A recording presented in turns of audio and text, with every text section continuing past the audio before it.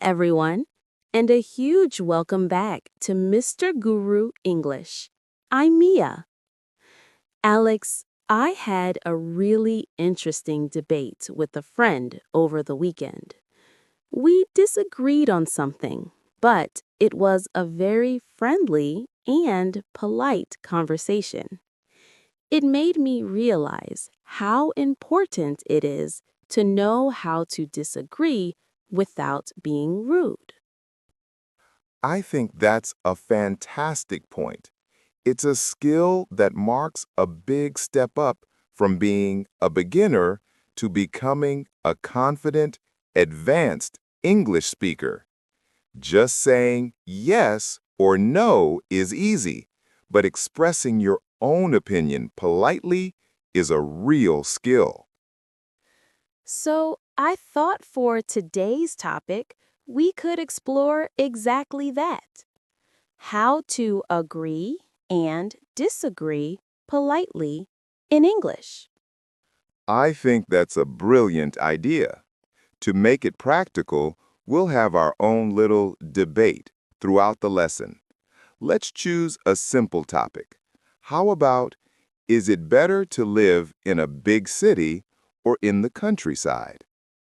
Ooh, I love that topic. I have strong opinions. I will argue for the big city, and you can argue for the countryside. It's a deal. This will be fun. We'll show you a whole spectrum of phrases, from strong agreement to polite disagreement. Let's start with the easy part. How to agree with someone. Okay, so I'll start. For me, the best thing about living in a big city is the convenience. Everything is close by. You have public transportation, shops, and restaurants right outside your door. Okay, so Mia has made her point. The simplest way to show you have the same opinion is to say, I agree. Or, a little more casually, that's true. Or, you're right. To Mia. That's true, Mia. Convenience is a big advantage. See? Simple. But what if you feel very, very strongly about the point? For example, I think the career opportunities in a big city are much better. Now we're talking about strong agreement. If you don't just agree, but you 100% share the same opinion, you can use more powerful phrases. For example, you could say, absolutely, or exactly. So if you said, the countryside is so peaceful, and I felt the same way about the city's energy, I could say, and the city is so exciting. And you'd reply, I might say, exactly, to show I strongly agree with your point about the city's excitement. Another very strong and slightly more formal phrase is, I couldn't agree more. it sounds a bit strange. I couldn't agree more. It sounds negative, but it's actually positive, right? Correct. It means it is impossible for me to agree more than I already do. It means you are in 100% agreement. For example, if you say, the food scene in the city is amazing, I would say, I couldn't agree more. The variety is incredible. Okay, so we know how to agree, but what if I only half agree with you? This feels more complicated. This is the gray area, and it's a very important skill for natural conversation. This is called partial agreement. You agree with one part of the statement, but not the other part. The key structure is yes, but. Okay, give me an example. I'll make a statement about the city. There are so many people in the city, so it's easy to meet new friends and have a social life. That's a great point. Now, I agree that there are many people, but I don't agree that it's always easy to make friends. So I would use a phrase like, I see your point, but, and then add my opinion. I see your point that there are many people, but I think it can sometimes be lonely because everyone is so busy. That's a very polite way to do it. You show you were listening, but you also add your own perspective. What are some other phrases like that? You could also say, that's a valid point. However, valid means true or reasonable. So you are saying their point is good, but you have another idea. Let me try. You make a point about the countryside. Okay. In the countryside, you have a big garden and lots of space. That's a valid point. However, you often have to spend a lot of time maintaining that garden and space. In the city, I can just go to a public park and I don't have to do any work.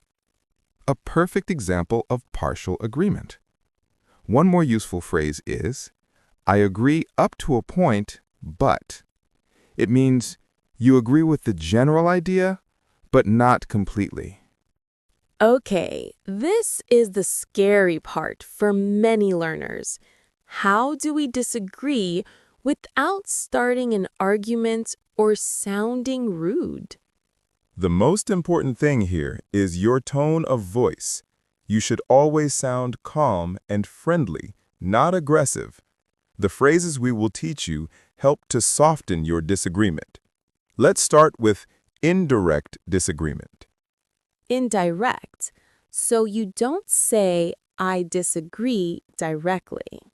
Exactly.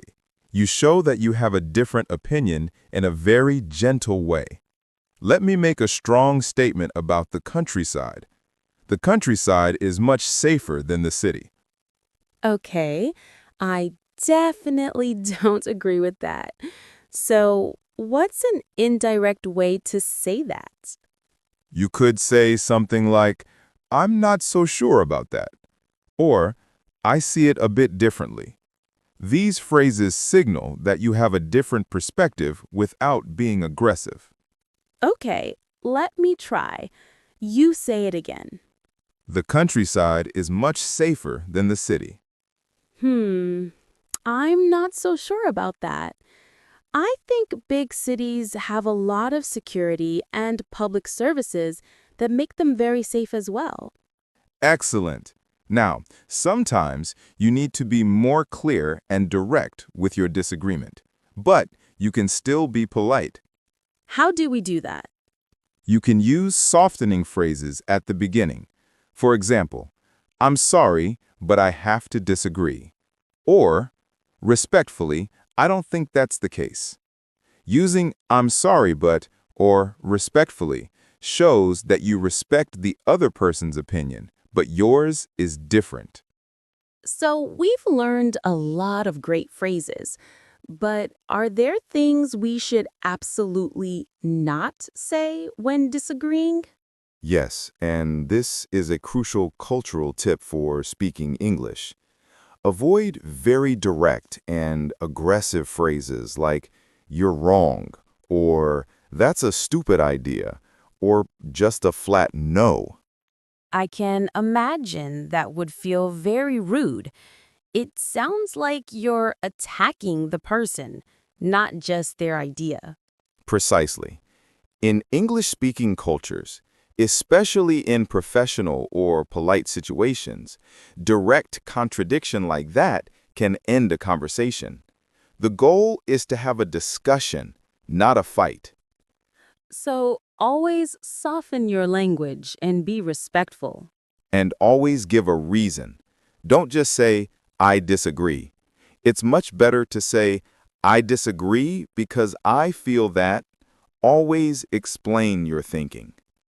Okay, that was a masterclass in polite conversation. My brain is full. Let's do a quick recap. We learned how to agree with simple phrases like I agree and strong phrases like absolutely and I couldn't agree more.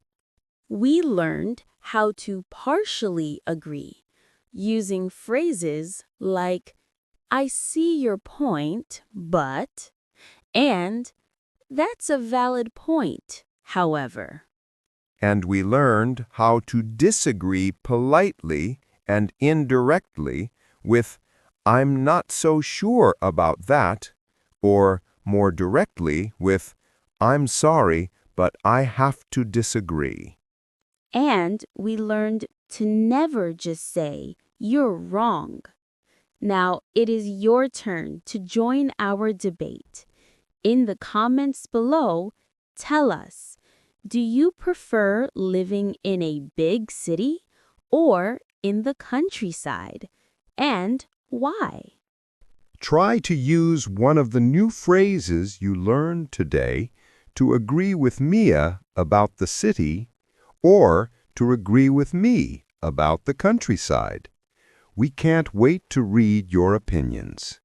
And if you enjoyed this in-depth lesson, Please give this video a like, share it with a friend, and most importantly, subscribe to Mr. Guru English so you don't miss our next conversation.